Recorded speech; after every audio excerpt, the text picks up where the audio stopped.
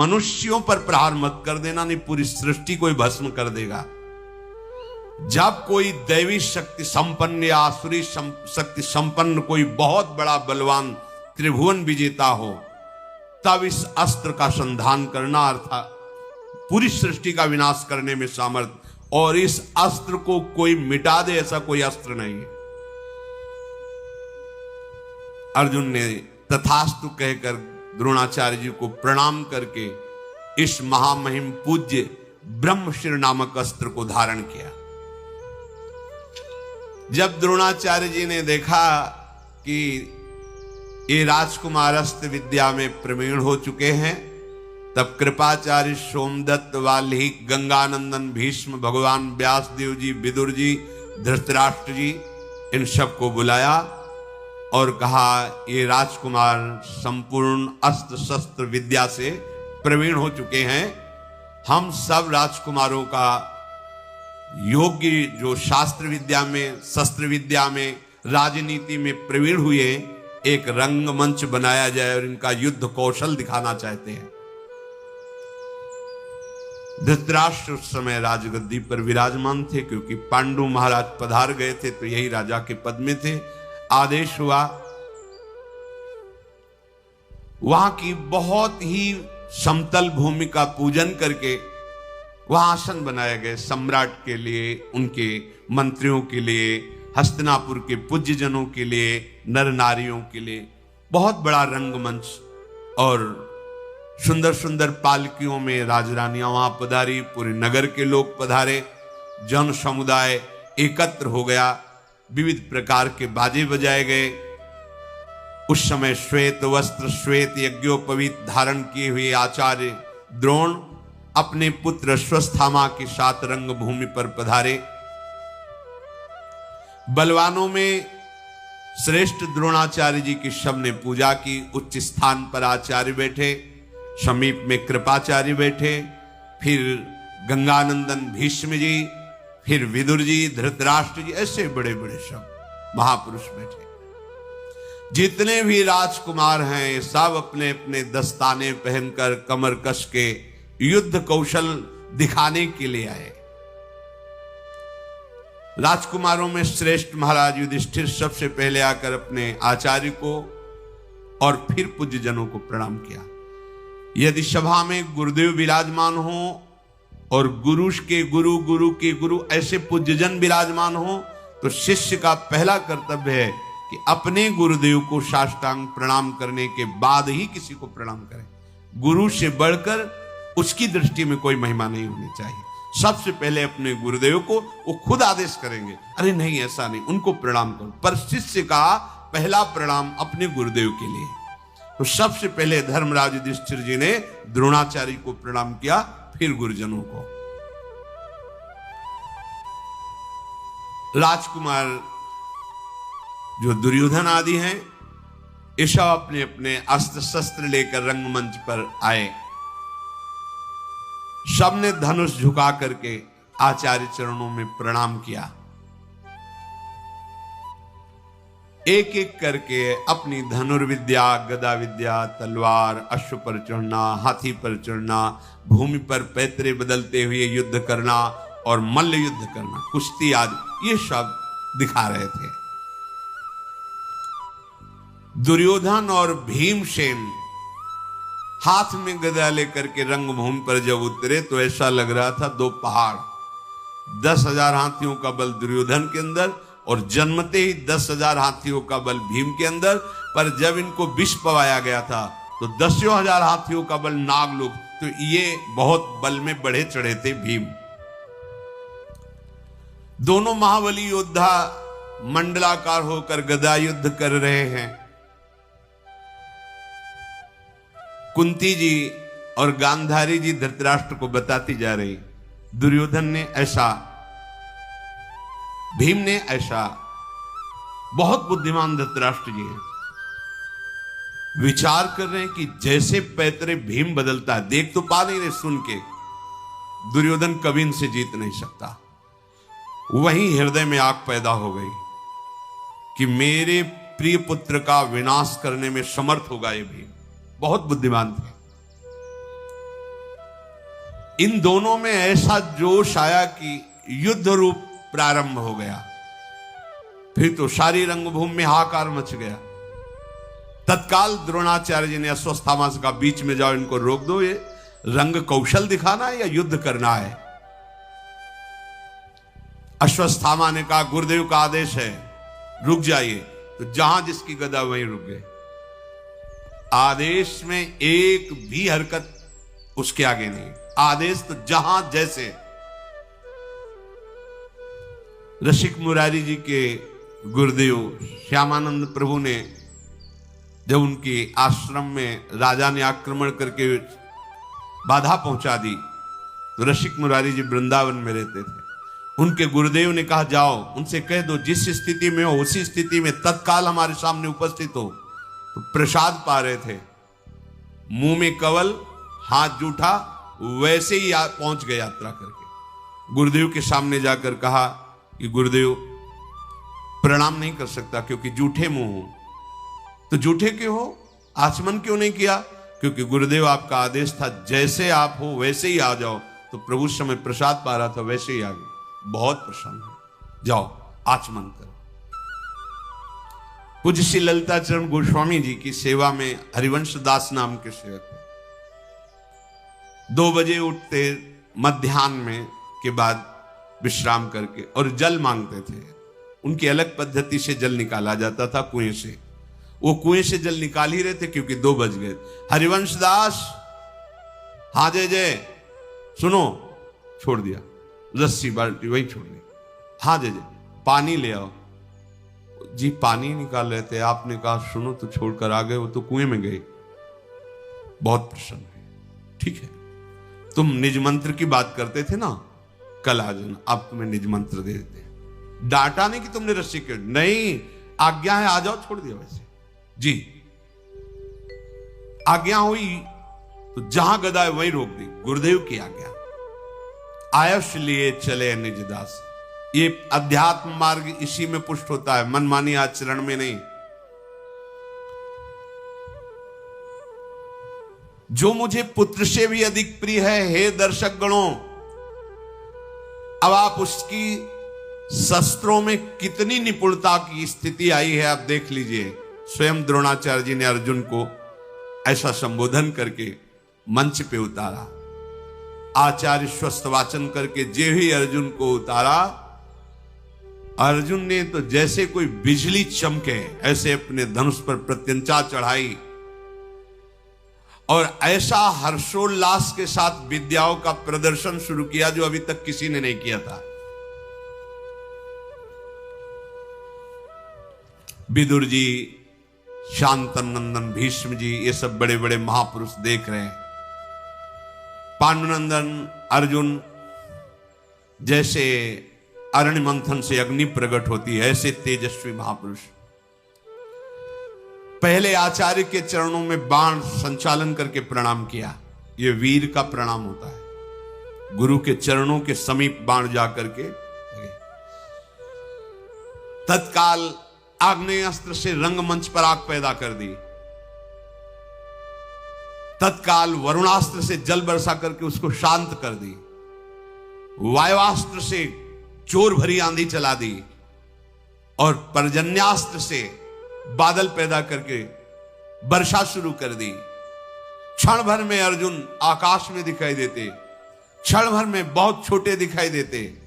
एक क्षण में रथ में खड़े हैं तो दूसरे क्षण में रथ के नीचे खड़े हैं और अस्त्र कौशल बाणों की वर्षा शुरू कर दी। जैसे बाण पानी की बूंदें ऐसे बरस रहे हैं। बड़ी फुर्ती से बड़े सूक्ष्म लक्ष्य को बड़े शीघ्र बिना हिले डुले बेध देना। रंगभूमि में एक लोहे का बना हुआ स्वर्ण रखा गया जो बहुत तीव्रता से घूम रहा था यंत्र पर। अर्जुन ने एक साथ 5 बाण उसके मुख में भर दिए और वो ऐसे घूम रहा है। 5 बाण अलग अलग, कितनी सेकंड में सामने आया, 5 बाण से भर दिया। सब ने आश्चर्यचकित होकर के वाह वाह की। एक गाय का सींग ऐसे लटकाया गया था जो ऐसे बराबर हिल रहा था। अर्जुन उसके छेद में 21 बाण एक ही हिलने पर ऐसे 21 बाण से बेच दिया। बहुत सा अस्त्र कौशल अर्जुन ने दिखलाया। आश्चर्य की बात है, जब अर्जुन ये दिखा ही रहे थे और सब वाह वाही कर रहे थे तो दरवाजे पर आवाज आई ताल ठोकने की, भुजाओं की। वो ऐसा लग रहा था जैसे कोई पहाड़ टूट गया हो। सबकी दृष्टि अर्जुन से हटकर दरवाजे की तरफ गई तो देखा दिव्य कवच धारण की हुई, कुंडल धारण की हुई कर्ण प्रवेश कर रहा है। ये जो पीछे कवच कुंडल अपहरण की बात बताई थी कि सूर्य भगवान ने स्वप्न में कहा, वो युद्ध क्षेत्र की थी। वहां उनकी प्रशंसा के लिए कहा था कि स्वयं सूर्य भगवान ने आदेश किया था, पर उन्होंने चीज की। ये युद्ध क्षेत्र में जब महाभारत युद्ध, उस समय की बात। दिव्य कवच जो शरीर के साथ उत्पन्न हुआ था, जे ही कुंती जी ने देखा कि ये तो मेरा पुत्र है, इसी को तो गंगा में प्रवाहित किया था और इसे अतिरथ ने पाला है। अधिरथ ने बड़ा आनंद हुआ, पर क्षोभ भी हुआ कि ऐसे वीर पुत्र को मैं घोषणा नहीं कर सकती कि मेरा पुत्र है। कुंती ने अश्रुओं से अपने कपोलों को भी होते चुपचाप कि कोई देख ना पावे। बड़ा आनंद हुआ, सबसे पहला पुत्र है सूर्य भगवान के द्वारा। प्रचंड किरण जैसे भगवान सूर्य पधारते ऐसा तेजस्वी कर्ण आया और द्रोणाचार्य कृपाचार्य जी को ऐसे प्रणाम किया मानो उपहास कर रहा हो। थोड़ा अभिमान भी था। गुरुजनों से ऐसा नहीं करना चाहिए। ऐसे गुरुजनों को एक हाथ से प्रणाम नहीं किया जाता वैसे। और द्रोणाचार्य जी से कहा, बड़ा यश गा रहे हो अपने शिष्य अर्जुन का, इसने जितनी कलाएं दिखाई इससे बढ़कर कम समय में मैं कलाएं दिखाता हूं। सब सभा सन्न रह गई। तुरंत बहुत से वीरों के साथ दुर्योधन खड़ा हुआ।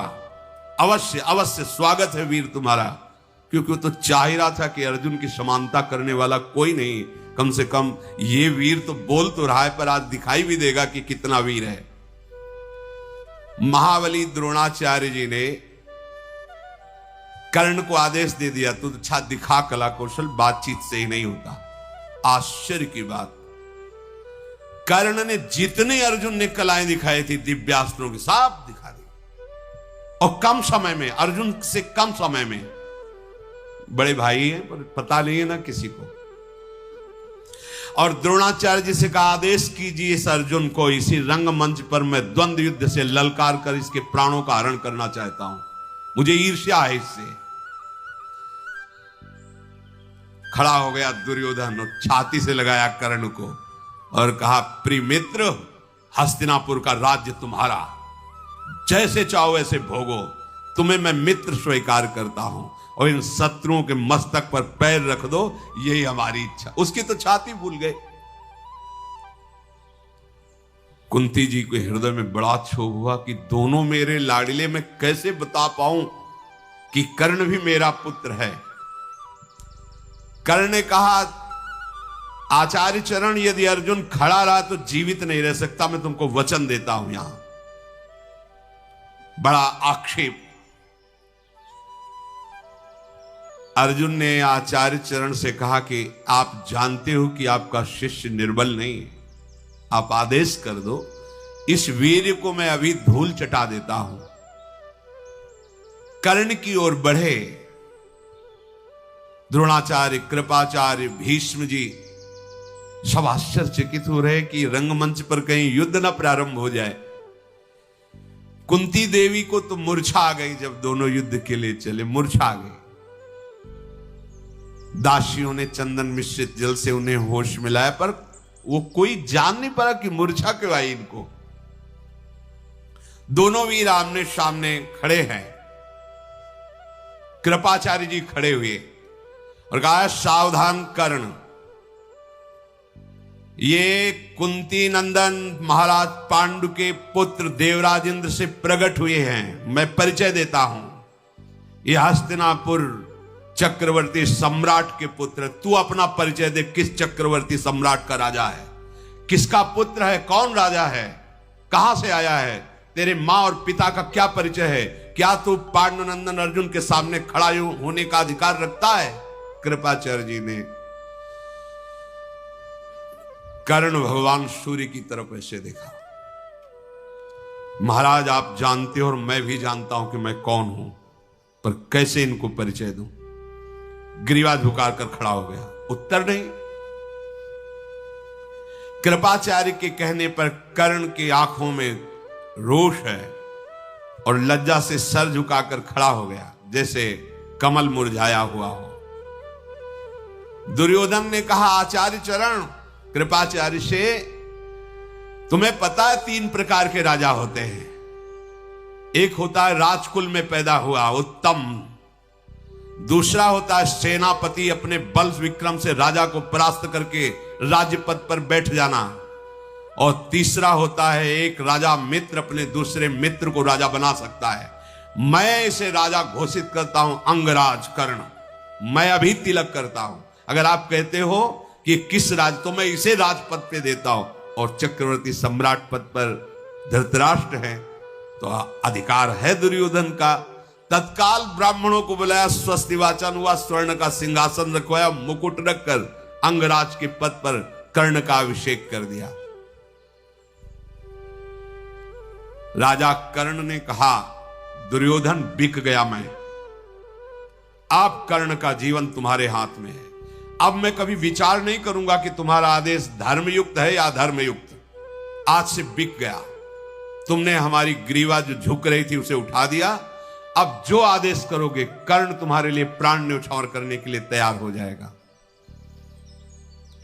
तदनंतर ये वार्ता हो ही रही थी कि अधिरथ जो बूढ़ा हो चुका था, लाठी का सहारा लेकर रंगमंच पर आया। कर्ण ने जो ही देखा कि पिता है, क्योंकि उसी ने पालन किया था, उतरे और जाकर चरणों में मस्तक रखा। उसने कहा, बेटा, इन राजकुमारों की सेवा करना पूरा जीवन मेरा धर्म रहा है, और तुम इन्हीं की समानता करना चाहते हो। नहीं नहीं, ऐसा तुम नहीं कर सकते, तुम मेरे बेटे हो। भीम ने कहा, समझे कर्ण, ये हमारे दुर्योधन, हमारा ही राज्य है ये, उनके मुकुट धरने पर तू राजा नहीं हो जाएगा। सुना अपने बाप की बात, जीवन भर ये सेवकाई करके जूठन खाता रहा है, उसी का तू पुत्र है, वैसे ही रहना सीख, डींग हाँकना बंद कर। ओ सूत पुत्र, तेरे हाथ में गदास्त्र नहीं शोभित होने चाहिए, घोड़ों की चाबुक होनी चाहिए। शांत होकर के कर्ण चुपचाप सुनते रहे। कुंती को बहुत अंदर से कि मैं बता दूं, ऐसा आक्षेप मत करो, ये तुम्हारा बड़ा भाई, पर कैसे बोले? भगवान का ऐसा विचित्र विधान होता है कि सत्य को जानते हुए भी नहीं बोल पा रही थी। भीमसेन के कहने पर बहुत हृदय में क्षुब्ध हुआ, हाथ पकड़ा अधिरथ ने, चल इस रंगमंच से। कर्ण को रंगमंच से बाहर ले गए। भगवान सूर्य अस्ताचल को जा रहे थे, इसलिए रंगमंच विश्राम किया गया। कर्ण को अपने महल में ले जाकर के दुर्योधन ने कहा, आज से हस्तिनापुर में कहीं कोई रोक टोक नहीं, और अंग देश तुम्हारा, तुम उसके राजा हो। ये सब देखकर युधिष्ठिर ने निश्चय किया कि अगर कोई परास्त कर सकता है तो कर्ण परास्त कर सकता है पांडवों को, उसकी वीरता देखकर, क्योंकि ये युधिष्ठिर से भी बड़े हैं कर्ण। घबरा गए युधिष्ठिर। कर्ण के सामने हम पांचों पांडवों में किसी के सामर्थ्य नहीं कि विजय प्राप्त कर सके, ऐसा युधिष्ठिर जी के मन में निश्चय हुआ। द्रोणाचार्य जी ने सुबह हुई, सब शिष्यों को बुलाया, कहा, देखो अब हमारी गुरुदक्षिणा लेने का फल है, समय है। पहले प्रथा थी, गुरु मंत्र लेने के बाद, गुरु आज्ञा पर चलने के बाद, जब गुरु आश्रम से वो गृहस्थाश्रम या संन्यासाश्रम, तो उस समय हाथ जोड़कर प्रार्थना की जाती थी, आपकी कोई भी आज्ञा हो जो हम पूर्ण कर सकें, आप बोले। वो गुरुदक्षिणा के रूप में मानी जाती थी। सब राजकुमारों को बुलाया और कहा कि मेरी गुरुदक्षिणा है, पांचाल राज नरेश द्रुपद को बंदी बना के हमारे चरणों में डाल दो। द्रोणाचार्य जी ने ऐसा आदेश किया। 100 कौरव हैं, 5 पांडव हैं।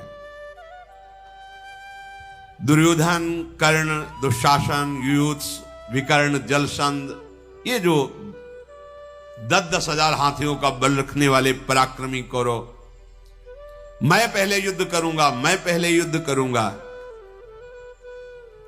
राजधानी के निकट पहुंचकर द्रोणाचार्य जी रुके और कहा, देखो एक एक पक्ष जाएगा, पहले कौरव जाएंगे, गुरुदक्षिणा में द्रुपद को बंदी बना के हमारे चरणों में लाएंगे। यदि ऐसा ना हो सका तो फिर पांडव जाएंगे। रथों पर बैठकर, घोड़ों पर बैठ करके द्रुपद नगरी में प्रवेश करके विनाश करने लगे। महाराज द्रुपद को सूचना पहुंची कि कुरुवंशी राजकुमार आक्रमण कर दिए हैं। द्रुपद महावीर थे, तत्काल सैनिक और भाइयों के साथ वहां पधारे। अब ये राजकुमार कहां द्रुपद, भयानक बाणों की वर्षा की भय से भयभीत होकर भागने लगे 100 कौरव। घायल अवस्था में चीख पुकार करके वहां टिकी ही नहीं पाए उनके सामने। अर्जुन ने कहा, ये जो आवाज सुनाई दे रही कौरवों की त्राहिमाम की आवाज है। गुरुदेव, वो भी आपके शिष्य हैं और हमारे भाई हैं। अगर आप विलंब करते हैं तो हो सकता है उनके प्राणों पर भी आ जाए। आप आदेश कीजिए, मैं अभी बंदी बना करके द्रुपद को आपके चरणों में डालता हूं। ऐसा ही हो, तथास्तु कहकर आदेश कर दिया। पांचाल द्रुपद बाणों से कर्ण को, दुशासन को, दुर्योधन को ऐसी मार लगाए, चीखते चिल्लाते हुए सब भाग पड़े, आर्तनाद करने लगे। शत्रुओं को सिंहनाद करते हुए अपने रथ से, घरघराट से भयभीत करते हुए अर्जुन चले और कहा, महाराज युधिष्ठिर, आप गुरु सेवा में रहिए। भीमसेन से कहा, आगे तुम गदा लेकर चलो। नकुल सहदेव से कहा, तुम हमारे दोनों रथ के पहियों के बराबर घोड़े से चलो। अकेले मैं जीतूंगा, किसी सैनिक की या किसी अन्य की आवश्यकता नहीं। महाराज द्रुपद की सेना को जैसे कोई मतवाला हाथी वन उजाड़ते हुए चलता है, भीम अपनी गदा से रास्ता साफ कर, कोई सामने टिकता नहीं। ग्वाला वन में डंडे से जैसे पशुओं को भागता है, भीमसेन ने सारी सेना अकेले खदेड़ दी द्रुपद की। द्रोणाचार्य का प्रिय कार्य करने के लिए अर्जुन ऐसे बाणों की वर्षा कर रहे थे कि द्रुपद पक्ष को यह दिखाई ही नहीं दे रहा था कि चला कौन रहा है बाण। अंधेरा छा गया बाणों से। अर्जुन ने बड़ी फुर्ती से बाण संधान करके महाराज पांचाल नरेश द्रुपद के सारथी को मार डाला, ध्वजा काट दी, उनके धनुष की प्रतिष्ठा काट दी और कूद पड़े तलवार लेकर। और जैसे एक सिंह दूसरे सिंह को दबोच लेता है, ऐसे द्रुपद को पकड़ करके गर्दन नीची करके और अपने रथ पे डाल लिया और भीमसेन से कहा, बस वापस चलो। अर्जुन को आते देख करके द्रोणाचार्य जी खड़े हो गए। द्रोणाचार्य के सामने जाके पटक दिया द्रुपद को चरणों में। द्रोणाचार्य जी खड़े थे, कहा, हां भाई द्रुपद, वचन याद करो, राजा का मित्र राजा होता है, भिखारी नहीं होता। आज मैं राजा हूं और तू भिखारी, बोल मित्रता स्वीकार करता है कि नहीं? अब जब राजा ही चरणों में पड़ा हुआ है तो फिर द्रुपद के हृदय में भयंकर आग, राष्ट्र को रौंद दिया अकेले भीम ने। द्रोणाचार्य जी हंसे, बोले, हम दयालु ब्राह्मण हैं, मारेंगे नहीं तुम्हें, क्षमा करते हैं, पर अब पूछते हैं हमसे दोस्ती करोगे? जैसे सभा में गए थे तो कहा था, ए भिखारी, तेरी मेरी क्या मित्रता, अब बोलो मेरे से मित्रता करोगे? तुम कुछ नहीं हो इस समय में, तुम्हारे प्राण भी हमारे अधीन है। हाथ जोड़ करके द्रुपद ने कहा, मुझे पता नहीं था कि ब्रह्म बल सबसे श्रेष्ठ होता है। अब मैं आपके चरणों में पड़ा हूं, चाहे जीवन दान दो या आप मार दो, पर आप जैसे पराक्रमी महात्मा के पराक्रम को मैं ऐसा नहीं जानता था। द्रुपद ने कहा, उनका द्रुपद तुम आज भी मित्र हो, सम्मान के साथ जाओ, पर आधा राज्य हमारा और आधा तुम्हारा। पांचाल नरेश का आधा राज्य द्रुपद को दिया और आधा द्रोणाचार्य जी ने लिया।